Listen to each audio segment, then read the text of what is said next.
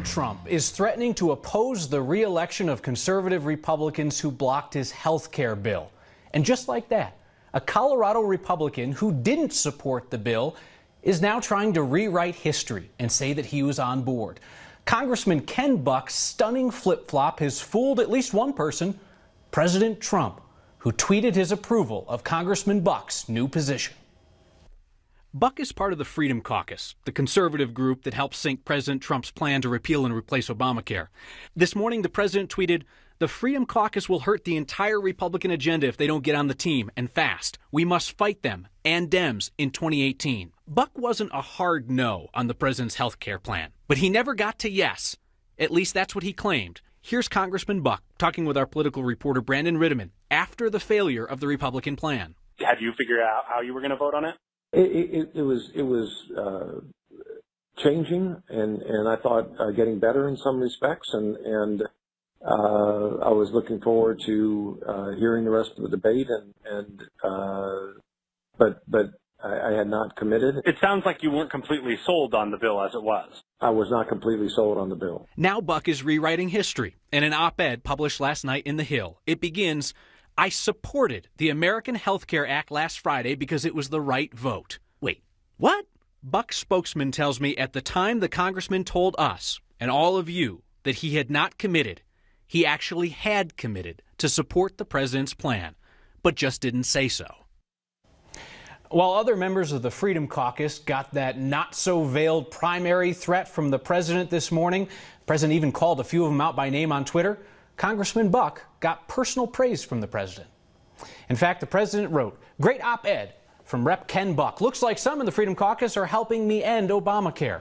The president even linked to Buck's op-ed where he says that he supported the bill at the same time he was claiming he didn't. President Trump is wildly popular among Republican primary voters in Congressman Buck's district in northern and eastern Colorado. The Republican polling firm Magellan Strategies found that President Trump has a 91% favorability rating among Republican primary voters in Buck's district. Now, this poll was taken before the failure of the health care plan, but Magellan's director of data analysis says the message is obvious. Clearly, the voters in their district do not want to have a congressman who is actively fighting against the president of his own party, the Republican primary voters, that is. And so there is kind of an open window that maybe wasn't there before for primary challengers. We'd hoped to ask Congressman Buck directly whether he was telling the truth last Friday or if he's telling the truth now. And we wanted to ask whether his flip-flop is out of fear of a primary challenge backed by President Trump. But his spokesman says he's traveling right now and is unavailable. Here's my view. It doesn't matter where you stand on the repeal and replacement of the Affordable Care Act. It really doesn't matter how you wanted Congressman Buck to vote. It's disrespectful to tell voters that you weren't a yes vote and then less than a week later try to rewrite history and say you were a yes vote. Voters should be understanding when elected officials change their minds. There is nothing inherently wrong with that. But trying to rewrite history and doing it in such a clumsy and obvious way, it insults the intelligence of every voter on every side of this important issue. Your internet search history is up for sale to advertisers, and it will stay that way because the House voted to protect ISPs, or internet service providers like Comcast and CenturyLink this week. No House Democrats voted for the bill. Republican Mike Coffman of Aurora was one of 15 GOP members to break ranks with his party and oppose the bill. This debate's drawing attention to the campaign contributions that those internet service providers gave to members of Congress. And if you're expecting us to now say that those donations bought votes, there's no evidence. Our politics guy, Brandon Rittiman, explains. We saw this post going around online from a blog called The Verge. It's obviously against the bill, listing all the members of Congress who voted for it and how much money they got from the telecom industry, saying that's how much it costs to buy their votes. Well, that got us wondering about our members of Congress. And before we get to the money, let's show you how they voted. all-party line, except for Congressman Mike Kaufman, the only Colorado Republican to vote no. He said it's a privacy issue, and he doesn't think we should permit private corporations to take advantage of our information for their use and profit. Now let's look at the money, and it's a buffet. Everybody gets some. This is the total each candidate got in the last 2 election years from the industry, according to OpenSecrets.org. And yes, Senator Cory Gardner, who voted yes, got the most, but close behind him are Senator Michael Bennet, Kaufman, and Congresswoman Diana DeGette. All no votes. We can slice it another way. In Colorado, the average House member who voted yes got $43,000 from the industry. The average member voting no got more than 20 grand more, 69,000 and change. So what gives? Well, giving money to politicians doesn't always buy the vote you want. It's meant to buy access, the ability to plead your case to Congress. In the end, it's up to the members to vote on your behalf. You can decide whether you think they're doing that for good reasons or not as you decide how to vote on them each election. For Next, I'm Brandon Rittiman. And this looks like a done deal at this point because President Trump has indicated he's going to sign the bill. State legislators are debating a bill that would require anyone getting or renewing a cosmetology license to take an hour-long class on identifying signs of domestic abuse. We've told you about that. A stylist, a Next viewer named Christy Lynn Anderson, got in touch with an interesting perspective. She doesn't want to be forced through a class about domestic violence. She knows the signs because she's a survivor. I'm a cosmetologist, also a personal victim of domestic violence. To require me to take any classes concerning domestic violence as a requirement to renew my license is unreasonable burden and personal conflict. When I was 26, I was badly abused, and my family, my friends, my coworkers who were hairstylists had no idea. I was thrown into a glass coffee table. Bruises were never seen. He never hit me where I could be seen. The bruises could be seen. I feel for any woman going through it. If you're going through it, get out. I know it's easy to say and it's hard to do. I've been there. I don't think it's fair to dictate what to do for my license. They're going to dictate, make me take continuing ed. Like I said, guests don't tell us everything, and they don't. The perspective there. Bill's likely to be back on the House floor for another hearing in the next few days. We'll keep you updated. Ruby Stein had no business being on a muddy and snowy dirt road in the middle of Eagle County in the middle of, well, a very snowy spring. But she made a wrong turn away from I-70 on the way home from visiting her great-granddaughters in Gypsum. And now the 85-year-old survival story is getting national media attention. Ruby was stranded with her cat Nikki for 5 days before hikers came upon her car. Ruby had rationed a Rice Krispie treat and a roll of bread 2 bites a day. To stay warm, she stuffed donated clothes from her trunk in between the doors. Oh, it was very emotional. Yeah, I don't know if I was laughing so much in the car as I was just believing that this is happening for a reason. Everything happens for a reason. And this was my reason. Ruby says the thought of her kids, her grandkids, and her great-grandkids are what willed her to stay alive. We headed out to her hometown of Akron today, and we'll hear more of her story later tonight on 9 News. Don't say the craft brewing bubble is bursting, but it's certainly not growing like it used to be, according to new numbers out this week. The Brewers Association in Boulder says that's in part because the big beer companies, think Anheuser-Busch, are buying up craft breweries like Breckenridge. So for somebody just looking to grab a craft beer off the shelf, it means you don't always know who you're taking home for the night. Well, I think it's harder than ever for a customer to know, who makes the beer that they're buying, since we don't always see the transparency and labeling that you might want. But certainly, there are still lots of great independent choices out there. So, educated beer lovers will still be able to make, great choices. The current growth in the craft brewing nationwide, albeit slower, is coming from the real little guys. The Brewers Association says the industry increased production by 6%. It added 1.4 million barrels last year to squeak ahead of the 1.2 million barrels of craft beer that was bought out by the mega corporations. The problem with storms is that they're inconsiderate. Danielle Grant's tracking a polite one that's trying to schedule itself for our weekend. The walls and things are just like it was when Dad had this building. peeling away layers of history at a restaurant born out of an old machine shop. And the most Colorado thing we saw today caused a guy to jump out of his car. Next.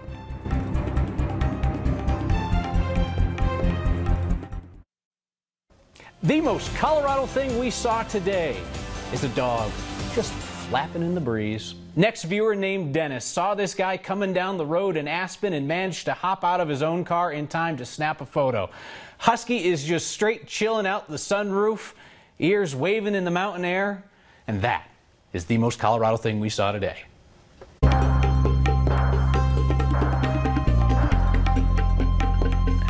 It really was a nice afternoon to really open up the sunroof, soak in some of the sunshine, the mild temperatures. All that changes tomorrow as we're watching our next storm system push into the state. This one certainly means business if you live around the foothills. Keep that in mind. We're watching a classic upslope event that potentially could bring us some pretty big totals out of this storm. Travel delays, low visibility, blowing and drifting snow, all in the cards out there. Now here in the metro area, we'll have a better chance at just seeing some rain kind of off and on throughout the day tomorrow, and then late tomorrow night into Saturday, we'll be watching for some snowfall. Again, the heaviest anticipated early Saturday morning when hopefully you don't have to go anywhere. I'll time it out for you the rest of tonight. Looks pretty quiet and calm. Tomorrow morning, still mostly cloudy skies over the city. The rain moves in right there around lunchtime, and you can see that snow around dinner time toward Douglas County, and then it finally pushes up into the city by about 10 p.m. once our temperatures finally cool off. We do have a winter storm watch in place for the foothills as well as southern Douglas and Elbert counties. About 6 to 12 inches toward the Castle Rock area, 10 to 20 in the foothills,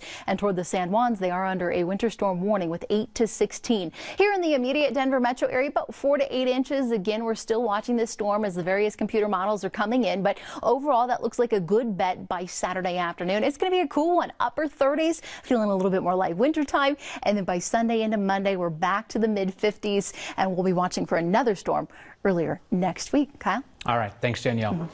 One of Colorado's most popular dog parks is dying with a whimper. It is a sad end for the Elk Meadow dog off-leash area in Evergreen. Jeffco's going to shut it down Tuesday over concerns that what dogs do and what their people don't pick up is spreading E. coli into nearby waters. There's a great story behind the creation of that dog park. Judy Quackenboss funded it in honor of her son, John, who died in a plane crash in California. And today, Judy went out to the park and took down the plaque that marks her son's memory. It's a very happy place. People are very happy here. What do you say? Dogs are happy. People are happy. I like the fact that when I come here, John's with me. We put him up when we opened the park in memory of my son. He was killed in 2000. It's my favorite picture. Yeah, it's a good picture. He's looking back at me, are you coming? You know, he was walking me out there. How's this picture? Yeah, he was an animal person, and he was good with them. When I got back here after I took care of everything in California, I said, I have to do something. I've got to do something. And boy, it was like a bolt of lightning. It was, Evergreen needs a bark park. But now you're here, you've got a drill in your hand with a bit that will unscrew and take these plaques off. Yep. Why are you doing that? Because they're supposedly closing the park the 4th of April. And I don't want them out here when the park is closed. I don't think he'd be happy either, but I think he'd see why. And he knows we're in it, you know, we're in it for a fight. It's just something I don't want sitting here. Some of the parks are pristine, that's fine. You know, at the end of the day, it's a dog park.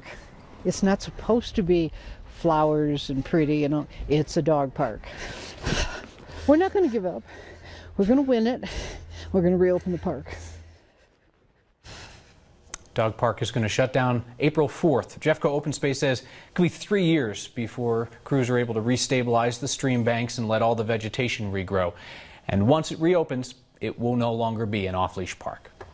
Today, his dream lives on in new form. He didn't let being an immigrant stop him from doing, you know, the things that he knew that he could do. The story of a guy who made Rhino cool before Rhino was the thing. A world-class art collection inside a private home. Lucky us, they're giving Next a look.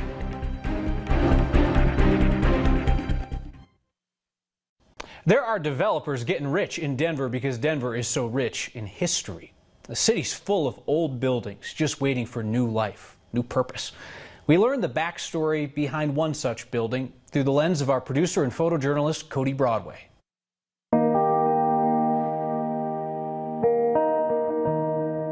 My dad's name is Nels T. Tura. That's what the T stands for, Almquist. He was born in Stockholm, Sweden in 1904. Decided to come to America for a greater opportunity. The older I get, the more I appreciate his story of what he was accomplished just from such an early age and was able to do here. This building here was the original building that my dad started in, and then he tore that down. As you can see, he's building the other building around it, and that became this building that we're in right now.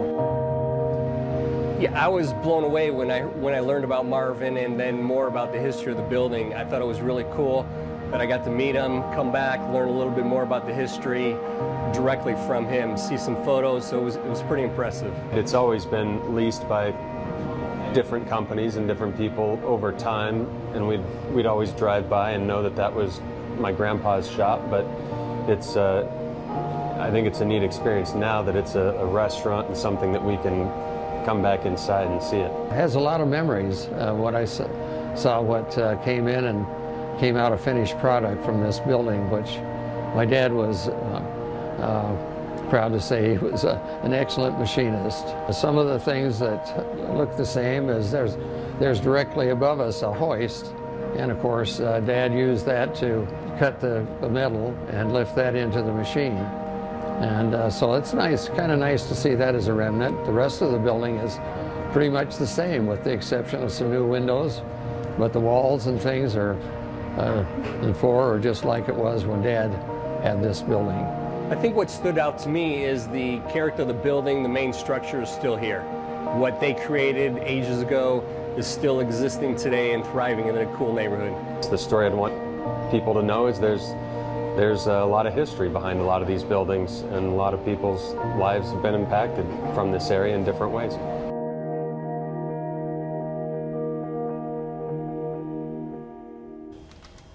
Help us share hidden history with all of Colorado. If you know of a special place that few people know, email next@9news.com or get our attention with the hashtag HeyNext.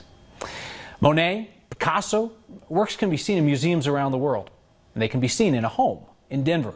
A pair of doctors wanted to share their passion for art with the rest of us, so they're putting their private collection on public display. Dr. Morton Moore is an adjunct professor at CU Anschutz. He's the co-inventor of the automatic implantable cardio defibrillator. He has done well because he invented something that does good. Dr. Moore and his wife are also avid art collectors. We don't have a great many examples of the same artist, but if you had to choose one or two, what would be the quintessential pieces? And these are pieces to die for of the particular artist, like the Claude Monet. And the Degas over here, this is late in his life when his eyesight was failing and the colors were more muted, and he used his thumb to smooth out the lines. The exhibit will be open to the public on the University of Colorado Anschutz campus, free admission starting tomorrow. We finish up tonight with fish and feedback. Next.